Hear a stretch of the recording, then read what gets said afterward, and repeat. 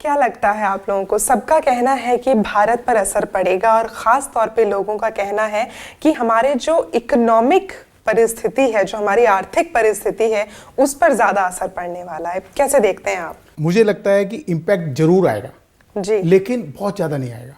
ज्यादा नहीं आएगा। हाँ, क्यों? उसके दो बड़े कारण हैं जी। एक तो हमारी कंट्री की जो ग्रोथ है 70% उसकी कंजम्पशन इंडिया में ही है, तो बहुत ज्यादा इम्पैक्ट नहीं पड़ता। 30% जो विदेशों में है उसमें से बहुत छोटा सा पार्ट यूके का है। हाँ, तो यदि यूके में कुछ होता है तो उसका बहुत बड़ा कोई इम्पैक्ट पड़ने वाला नहीं है। India by the way Britain को जो एक्सपोर्ट करता है, इंपोर्ट उससे कम करता है। हमारा ट्रेड सरप्लस है यूके के बिजनेस में, और वो भी अच्छा खासा अमाउंट है, वो भी करीब 3.67 बिलियन डॉलर के करीब है। तो जो हमारे एक्सपोर्ट है उनको नुकसान होगा इमीडिएटली, जो एक्सपोर्ट कर चुके हैं। क्योंकि जब एक्सपोर्ट किया था 100 रुपए का पाउंड था, अब मान लो 88 का रह गया, तो उनको पैसे कम मिलेंगे। लेकिन इंपोर्टर को फायदा हो गया। बट आपके कहने का मतलब है कि ये सिर्फ एक इमीडिएट इफेक्ट है, लेकिन लॉन्ग टर्म में ये कहीं गलत नहीं है। लॉन्ग टर्म में इसका हो सकता है हमें फायदा हो, मेरा ऐसा मानना है।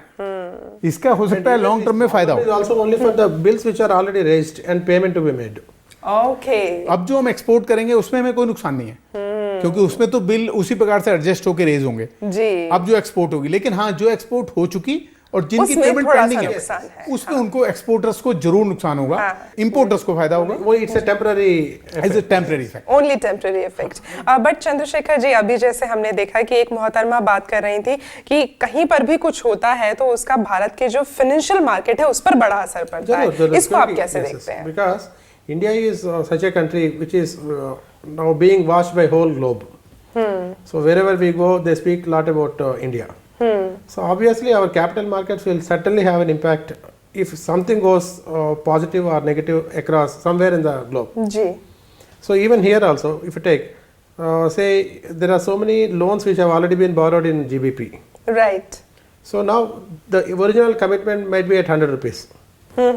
So now since it has already fallen down by around 15% relative to Indian currency, there will be a lot of benefit for the borrowers who made borrowing in GBP. Yes. So they can immediately buy at a lower rate and they can repay their loans.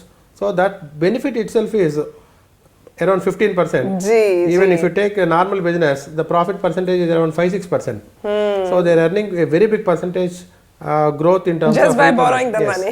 Because जैसे कि importers को फायदा हुआ, exporters को loss हुआ, ऐसे जिन लोगों ने लोन लिया हुआ था उनके साथ उनको रीपेमेंट करना है, तो उनको भी फायदा होगा। तो उनको भी फायदा होगा। Not only that, even if you take immediately short term, say if you take some people who are students who are going for studies to UK, ji, so their cost will certainly come down. आपको लगता है कि जो हमारा relationship है Britain के साथ, क्या उसमें भी कुछ फर्क आएगा, या अगर वो लोग अपनी पॉलिसीज में चेंज कुछ करते हैं उसके बाद भारत के जो रिलेशन है फर्क आएगा?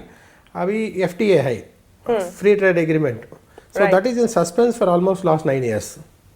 Okay. So India, the FTA with the European Union. So for the last 9 years, there were so many barriers which could not be overcome by India. So one country is asking, it is demanding one. आपको लगता है कि अब 9 साल बाद अब कुछ ठीक होने के कगार पे जा सकता है? अभी हो जाएगा। हाँ, जरूर, क्योंकि अभी यूके अलग हुआ यूरोपियन यूनियन से। So for UK, whether European union और India is a third country, right, just dealing with European union now is equivalent to dealing with India. For them, they have to certainly look into Indian markets. So similarly, the Indian economy is also quite attracting.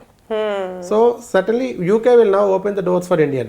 Sir, आपसे जानना चाहेंगे, जैसे अभी आपने बताया कि जो बहुत ही इमीडिएट फायदे हैं, ये जो हमारे इंपोर्टर्स हैं उनको इमीडिएट फायदा हो जाएगा, या फिर जो जिन लोगों ने मनी बोरो किया हुआ है उनको फायदा हो जाएगा।